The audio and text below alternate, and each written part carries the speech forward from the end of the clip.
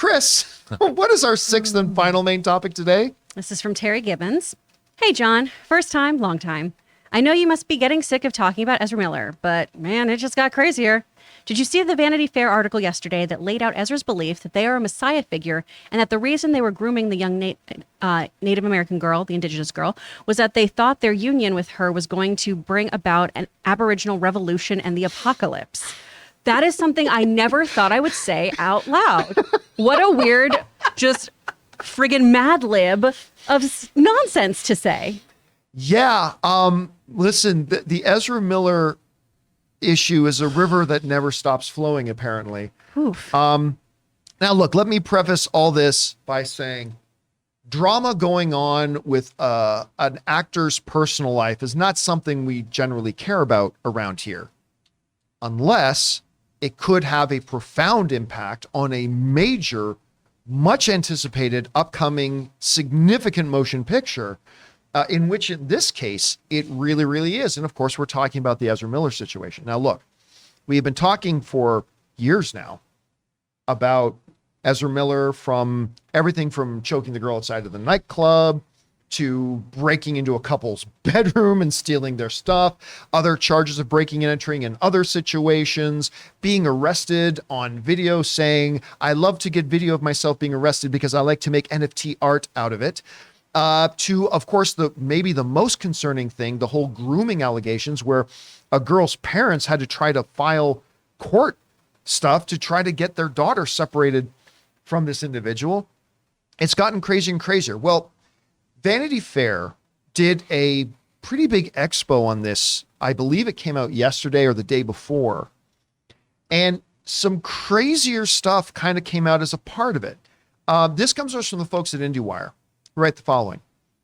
A source in the new Vanity Fair report claimed that Ezra Miller believes themselves to be a Christ-like figure fated to wed 18-year-old environmental activist Dakota Iron Eyes, whose parents requested a court-issued protective order against Miller, stating in court documents that the actor met Dakota 6 years ago when they were 12 and Miller was 23. Ezra is Jesus and Dakota an apocalyptic Native American spider goddess, and their union is supposed to bring about the apocalypse, a source from Miller's compound in Vermont, dubbed The Mountain, told the outlet. And that's the real reason everyone is so opposed to them being together. Iron Eyes' mother, Jumping Eagle, added, they say they are some kind of messiah and that they are going to lead an indigenous revolution. Okay. One of the things that I'm always want to be careful of is not to sound like we are making light of or mocking mental health. All right. We don't want to come across as that. And please understand there is nothing in any of the way we accidentally or may inadvertently word things that we are not at all trying to make fun of or make light of mental health issues. Not trying to do that at all. Okay. Let me just say that up front. That being said, this is some crazy stuff. This is some really, really crazy stuff. And it elevates because it also puts that whole grooming charge in a very disturbing light. Seeing that my union with this, at the time, 12-year-old child is eventually going to bring about an aboriginal revolution, and our union is going to lead to the apocalypse and all this kind of, it just puts that one single charge. Like, forget the other ramifications of any individual saying stuff like this. It puts the context of that particular issue in a really, really disturbing light. Now, recently, Ezra Miller came out and through their representatives made statements saying, like, look, I've been struggling with mental health issues. I've been struggling with stress. I've been a lot of things. I'm going to seek help. And we were all very, very happy about that because everybody on the planet has been saying Ezra Miller needs some professional help here. And the fact that they went out to get it, we said that's a good thing. Good. It doesn't change any of the things, nor does it remove them from having to be held accountable for the things they have done at all. But we're all saying, hey, that's good that you're getting help. Great. Warner Brothers at this point, you got to remember the current ownership of Warner Brothers inherited this Ezra Miller mess. This wasn't the mess of their creating. They inherited it. And they've been hoping beyond hope that certain things would just disappear, go away, all that kind of stuff. You can't really fire Ezra Miller because they've already made the movie. It's done. There's nothing left for Ezra Miller to do. All you can do is not make movies with them anymore and move on. But you're left with this $200 million film that, by all accounts and everything we're hearing, Andy Muschietti made a damn good film. Like every reasonable and legitimate report we've been hearing and talking to people, they've made a very, very great movie. So you're sitting on that in your Warner Brothers. I know they talked about maybe the possibility, guys, that Ezra maybe could go out and help promote this film. Listen, I still 100% hope nothing but the best for Ezra Miller. I hope nothing but good future health and well-being, and that they get the help that they need and all that kind of stuff. All that is true. While it is also true when I say there is no way you can ever put Ezra's name on this. There is no way you can march Ezra out to promote this film. There is no way you can do any of that at all. Now, I still believe they released the film because it's done. Again, this is something they're inherited. They got to get the movie out there, all that kind of stuff. I'm not denying that. But any concept that Ezra Miller can be a part of the promotion of this movie anymore, I think is absolutely gone. And how big of an impact will that have on the final box office and people going to see it? Listen, a lot of people don't even know. A lot of the general movie-going audience doesn't even know about what's going on here. But I got to imagine this is the final nail in that. I'm not really sure. Hey guys, we want to thank the sponsor of today's episode, Mint Mobile. Mint Mobile offers premium wireless starting at just $15 a month. And now for the plot twist. I'm just kidding, there isn't one. Seriously, Mint Mobile just has premium wireless service from $15 a month. There's no trapping you into a 2-year contract or opening the bill to find these crazy fees. There's no luring you in with free subscriptions to streaming services that you'll forget to cancel and be charged full price for. I used to dread opening my phone bill every month because every time I was opening it, it was like playing roulette. I never knew what the actual price was going to be, and it always seemed to get higher. But not with Mint Mobile. Mint Mobile gives you the best rate whether you're buying for one or a family, and at Mint, families start at 2 lines. All plans come with unlimited talk and text, plus high-speed data delivered on the nation's largest 5G network. And if you're worried about the complication of switching things over, don't. Use your own phone with any Mint Mobile plan and keep your phone number along with all your existing contacts. So guys, get premium wireless from just $15 a month and no unexpected plot twists at mintmobile.com/Campea. That's mintmobile.com/Campea. Seriously, you'll make your wallet very happy at mintmobile.com/Campea. Chris, you hear about this you read this Vanity Fair. And by the way, Vanity Fair, their expose goes into a lot of other stuff as well. This is just kind of some of the highlights. But is there any rehabilitation of Ezra Miller's image between now and then that there's any conceivable way they could be a part of promoting this film? I really don't think so, because you need to take the time to get everything sorted here. Ezra Miller's mental health needs to be sorted. The allegations need to be sorted. That can't work on a timetable. That needs to be done in the time that it needs to take.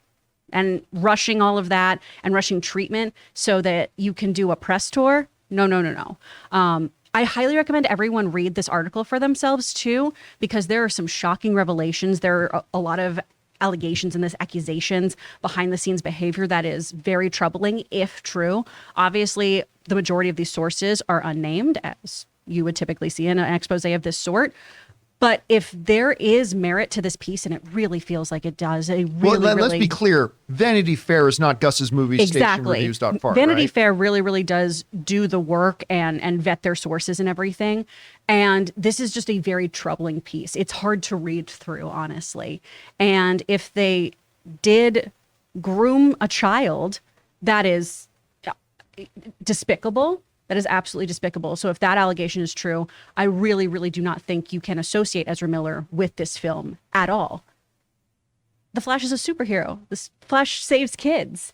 And, I'm going to get upset about it. I'm having a really hard weekend, you guys. I'm sorry. I think you just have to remove him. I really do. Or them, excuse me.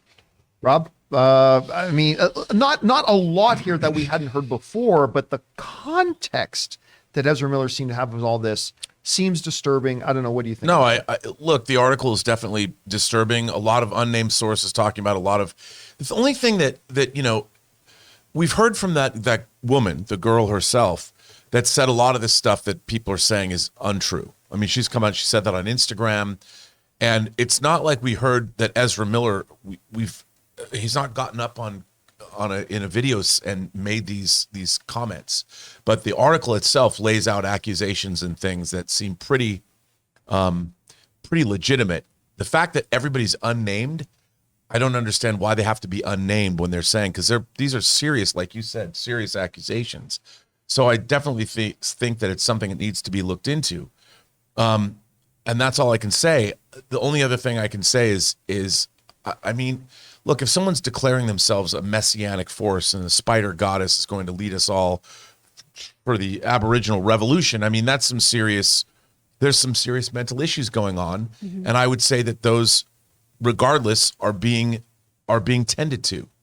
And it's hard to say, John. I mean, I just think as long as people are getting the help they need, and a lot of people are looking into this on many different levels, I'm confident that decisions will be made moving forward that will be the right ones, because this situation is so extreme that it has to be dealt with properly and carefully. Yeah. And like you were saying, John, too, it is an explanation, but it's absolutely not an excuse. So all of these things just need to be dealt with in their proper order, and hopefully everyone comes out of this with all the help they need. Yeah, and again, when we say that we are happy that Ezra is now seeking help and we are relieved to hear that's true, that is in no way saying that now there's no more consequences. Exactly. No. Exactly. There still has to be accountability for what has happened. There still need to be consequences. All that is true.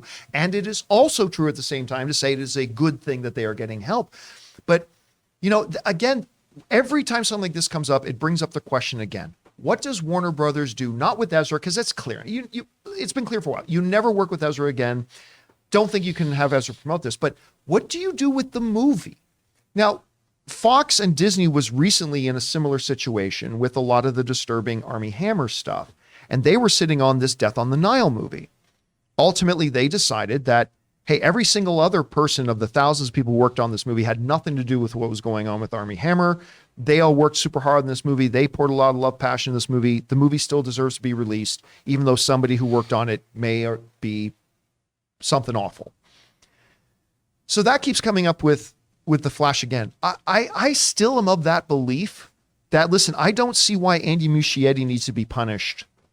And Andy Muschietti's career needs to be hurt, or any of the other performers in this movie, or the writers, or the set designers, or the costume designers, or the gaffers, or whatever, need to be hurt because one individual has a lot of issues going on. But again, I can totally see why other people would feel differently about that. Chris, let me put it to you right now. Warner Brothers seems to be in a position that it is in Warner Brothers' best interest to release the film. Do you think they release the film, and should they release the film? I honestly don't. I don't want Andy Muschietti punished. I don't want the other cast, crew, incredible VFX artists, all of those people punished and not have their hard work seen. But there's such a dark cloud over this film right now. And I feel like you just take the L on it, honestly. Again, don't want to take away from everyone else's hard work on it. And it's a really, really hard position to be in. But I don't see it doing well or being something that audiences should be a part of right now. But let me ask this to both of you. What is the downside to Warner Brothers releasing? I mean, from a practical point of view, what negative thing happens if they release the film? Well, they're condoning. Are they? Is releasing, because like was Fox releasing Death on the Nile? I'm playing devil's advocate. Right, sure. But was Fox releasing Death on the Nile in theaters? Was that Fox condoning the behaviors of... No, but I think you made the point that you have a character who's playing a superhero, that is supposed to be that kids are going to watch this and be influenced by. And it's almost like, look, I want to make light of this somehow. I want to be able to say, I kind of would like to live in a world where a spider goddess is leading a revolution of Aboriginal people. That might be something that could give us nice, great social change. Unfortunately, sounds like a Neil Gaiman plot. I was going to say it's going to be like American Gods, or it's going to be something like that. But I really do think that these allegations are very serious, and I just there's too much of it. And the fact that you're putting this person at the forefront, the question will be by everybody: if these are true, how can we? This person's going to be influential whether we want him to be or not. Kids are going to watch The Flash. They're going to see this movie. They're going to see a superhero being embodied by Ezra Miller, and they're going to say, "I want to be like that person." And is that what we say to the young people of the earth? Ezra's done a very great job as the Flash in other things that we've seen. I've really appreciated I love him as Ezra's a performance. I as the enjoy this Flash, Barry Allen. I think Ezra Miller has had an incredible acting career. And I know it's also naive to say this person is not the influence that people need right now. I understand that. That's not a fiscally responsible thing. But if you're asking about how I personally feel about it, it just doesn't sit right with me. They put the movie out. Do people go see it? I'm sure people will. You think so? I'm sure people will. Because you know what? I'll tell you, I'll see it. I'll see it. I want to see it. It's The Flash. But we don't need it. Listen, need man, it. we don't Well, that's need the- this Well, No, movie. I mean, that's true. We don't need this don't need any movie. movie. It goes beyond this movie. And you know, now. Warner Bros. Is like, it's just another $300 million It on our doesn't. $50 billion debt that we're carrying. Yeah, we'll just sell it to Comcast. Yeah, it's going to be really interesting to see how this evolves. I mean, again, what we're all in agreement of is you cannot make the movie again with a new actor.